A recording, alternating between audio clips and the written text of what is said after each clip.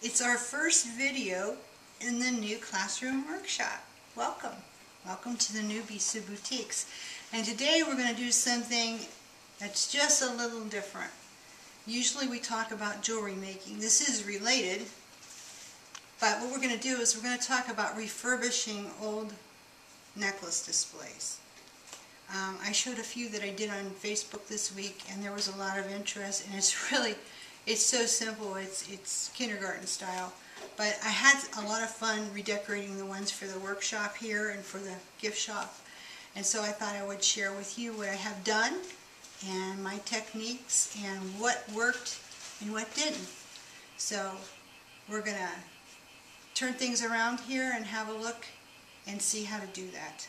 Okay, so what you're going to need is you're going to need some papers. I have this one. See who made this. This is going to be the pattern I'm going to use. Romantic Collection from Prima Marketing.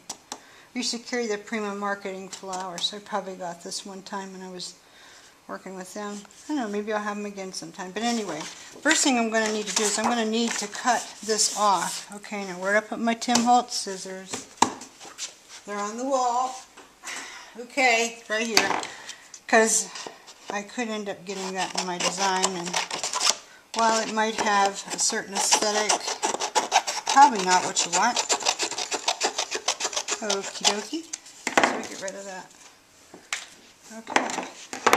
So now I'm going to turn my paper face down. I need to set it this way because the flowers go, well, you know, you can do it any way you want. If you want the flowers that way, you can, but the writing goes this way, so I guess I'll do it this way. And then I take my form, and this is just a old necklace display, one of those black velvet deals. Honestly, I'll tell you guys, I don't like these. You know, if you have a real modern or contemporary collection, you might want to display on black. You know, we used to always hear, oh, the best display is on black. I don't think so. A lot of the pictures that I see that are on black show all this fuzzy lint. You know, you think you've got it clean and you don't. I like, for photograph, I like a plain white background, which you could do a plain white background too. In fact, some of these designs that I have chosen, Rob, if you want to pan over to them, they might really end up being too busy for jewelry, depending, or maybe it would only go with a certain thing. But that's what's so cool about doing this. If you have a certain line that you're promoting, you can choose papers to match. So, you know, in some cases, maybe I would rather, you know what, in fact, maybe I'll do it this way. Instead of using this romantic flowers, I've done some, maybe a plainer one like this would be better. So I'm going to see, where can I get the best design? I like right here. So I'm going to put my necklace stand on here and just trace it with a pencil.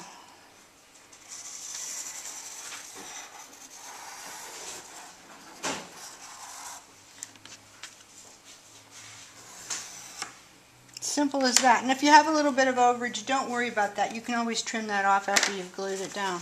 And then we'll just cut it out. Cut it out, Rob. Rob's here. He's like not totally in the mood for this today, are you, Rob? Sure I am. Sure you are.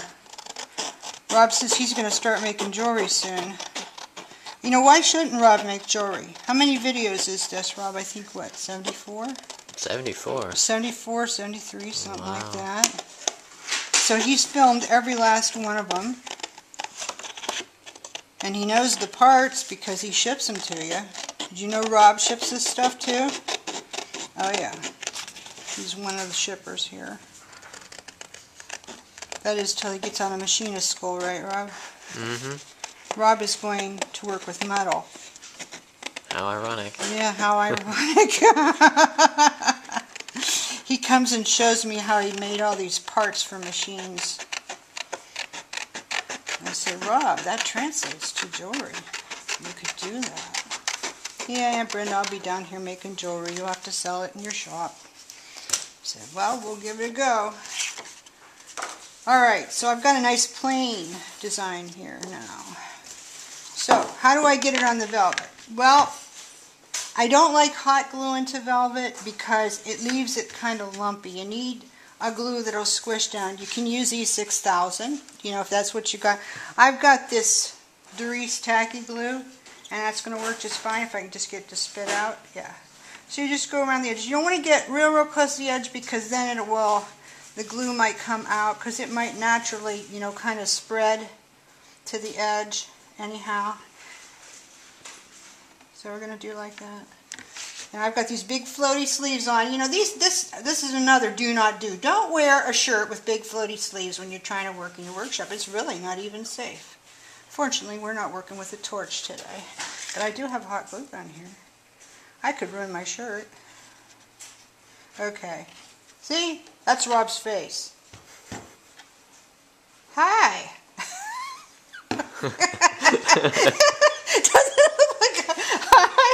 It's like that guy in America's Got Talent, right? Okay, now you'll take your piece and you'll just set it down over it.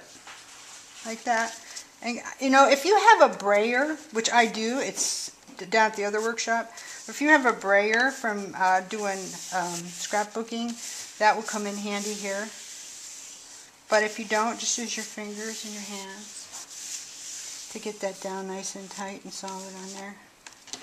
And you can still move it around a little bit. Okay.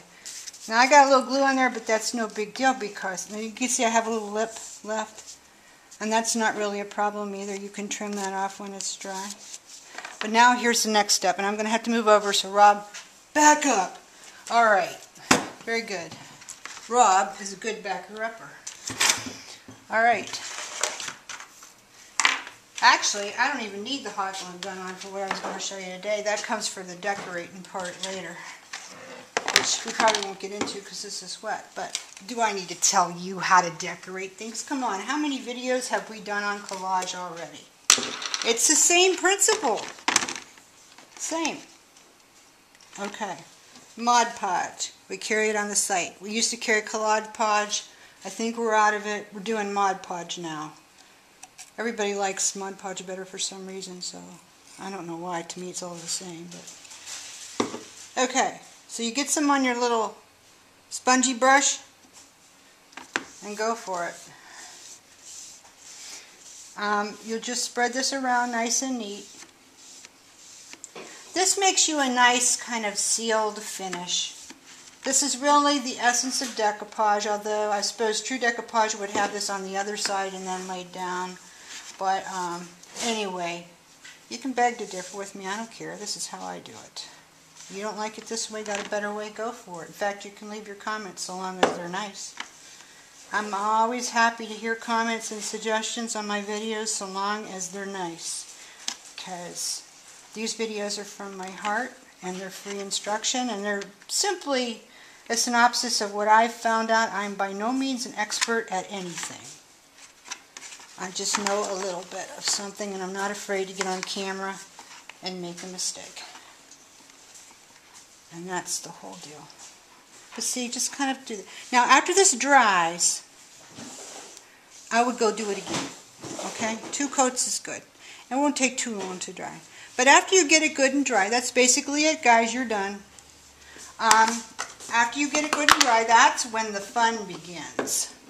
So last night, my mother and I went hog wild. Excuse me. I'm going to throw this over here and let this sit. We went hog wild and we finished up the majority of what we had here to do. And I do have some regrets as well as I feel a few triumphs with this stuff that I want to demonstrate to you so that you'll know when you get playing around with it. Now this is a tall display that I used to use like 15 years ago that I found down in my show junk. I think I got it from Rio Grande. Looked bad. It was, as you can see, it's got a little bend to it, which I tried to work out, but it's okay for stuff. I decoupaged Tim Holtz papers. This is Tim Holtz paper on it, and then I tissue decoupaged. The Tim Holtz paper wouldn't go all the way down because this is so long, so then I just put another paper here. This is all Mod Podged on. Then this was Mod Podged on, and then I added this stuff here, which I'm going to be carrying soon on the site, and in fact I've been putting a little bit of it in a goodie bag. It's Bling Ribbon, which I think would come in handy for so many things. And I put it, as you can see, with this is where the hot glue gun comes in. all along here. And you do have to be neat. And unfortunately, I can't really show you because this isn't dry. I don't know if I can get away with it. I'm not worrying about hurting anything. Well, I've got the glue gun fired up. I'll try, but technically you would wait till this is dry. Yeah, see. I don't know. Just run a bead. Now this is the hot stuff. This isn't the low temp. I don't like low temp. To me it's weaker. Honestly, I can't believe I'm doing a video showing you how to use hot glue because you know from my glue video I'm not into hot glue. But for paper stuff like this, floral work, fabric, hot glue's okay. Paper, jewelry, it's fine. It's the glue to use in that case, and non-toxic for the most part. So, okay, but that's how you'll do it, and you'll just keep following it out. I always start from a corner, and then I would stop here because you don't want to put it down under here because it will make your display not sit right. Okay, but that's basically how you do it. Just draw a little bead of it. I'd go down to here next, stop, then another little bead, stop, and then go down along, and you'll have it. But that's basically what I did. And then I went back and did it with some ribbon here. I added some graphic 45 flowers there. And as you can see, I've got one of my tissue decoupaged tie findings on here that I drilled out at the top. And it's reticulated, means it bends. We have these on the site. We have a lot. In fact, I think they're on sale. And then a lot of my bead caps and stuff like that. I never put this necklace on for sale yet because I just like it so much that I don't know, maybe I was keeping it for my shop. Who knows? But anyway, that's how I did this one. And I think this one works because it's kind of all neutrals. Let me set this back here. But then I went and I did, here's some more Tim Holtz papers over an old velvet display that I had and a necklace that I made. And I used sari ribbon around the edge. And then when I came down here, I made a rose. You can see that. So, and then I used some ribbon roses. And I think it works okay, but kind of busy. So maybe, maybe next time it's better to go with a more neutral. Although, for a shop, there's a lot of eye appeal here. For a show, there's a lot of eye appeal here. But if you did this for Etsy, I don't know. Now, I could probably take and sell these displays on Etsy. But for photography of your jewelry, you need a plain background. But for display in a physical setting, this probably is going to work okay. In my shop, this is going to work. So you have to think about where you're going to sell the jewelry and how you're going to do this. So if you do shows, this is a good idea. Another thing that I did that I think looks pretty but is a mistake. Now, I used to do a lot of frames with silk flowers. In fact, I'm going to do them again. I'll probably do a video on that too just because it's so fun. So I started getting a little bit carried away here with some lace and stuff. And so now I have limited myself on this display as to what I'm going to be able to hang on it. I've got a very delicate little Victorian necklace here. I replaced the cameo because it had fallen out. And it's got a little hand bail. Isn't that darling? And it's on an old gold-filled chain. Beautiful little necklace. It works on this, but really, I don't think I'm going to do this big corsage thing on one again because it's really pretty. Probably what's going to happen is somebody's going to come in and say, I want to buy that necklace. Does it come with the display? I can almost lay you odds that's what's going to happen. Can I get the display with it? So you might want to keep that in mind. If you make jewelry like that, maybe you want to sell the display with it. So up-price your jewelry a little bit and say, yeah, it's a set. Go for it. This is a little frame that you can purchase. It's made out of some kind of chipboard. I'm going to get these for the website. I don't have them just now, but these are going to come in real handy. They're just plain. As you can see, I tissue decoupaged it. These are Prima flowers that I had left over from our line when we used to carry them. Maybe I should get them again. And these are some earrings that I made for the shop that I hung on it. It's got some kind of plastic netting, but you could use wire netting if you have it. In fact, I have an old screen out of a house out front that I'm going to clean up and make into a display. And when I get that done, I'll show it to you. I think it's going to be really cool. I had a lot of fun making that, and I think you would too. And I think this would be very effective because I think you could probably get anywhere from 6 to 9 pair of earrings on that. And then you could set them all around, high and low and whatever, in your display, you know, some up here, some down here, whatever. People like to see that kind of texture in a display. I'll just set that back here. Here's a few more that I made. This one, I got a little smarter about where I put it, but still, probably shouldn't come over this far with your leaf. I don't know, it depends on what you made. Here's one with some more silk flowers and stuff on it. Here's another one that I got kind of fancy with, but I think it's off to the side enough. It's just going to depend on what, you know, gets put on them. Another one where I think I got carried away. It looks really pretty, but I think whatever I put on this, I'm going to need to be prepared to sell along with this, because I think people in a shop or a show setting are going to want to buy the necklace on the board and give it as a gift. That's what I think. But fortunately, you know, you could do that because there's not a lot of money in this. These displays don't cost a lot of money. The papers don't cost a lot of money, and everybody's got a drawer like this. Show them this, Rob. Tell me you don't have a drawer like this. Old papers and old stuff. People have stuff stashed. You know, old silk flowers. You think you got old silk flowers, and what I'm going to do with these, they look so cheap and chintzy. Glimmer mist them. Stamp them. Tissue decoupage them. Make them look funky and fun. Now you can use them. Now they look good. Okay, here's the last one. And actually, even though this is a lot plainer, this is probably one of the more effective ones I've made, because there's not a lot going on up here. So like, say I made something out of, let's see where I got it. Do I have it in here? Okay, yeah.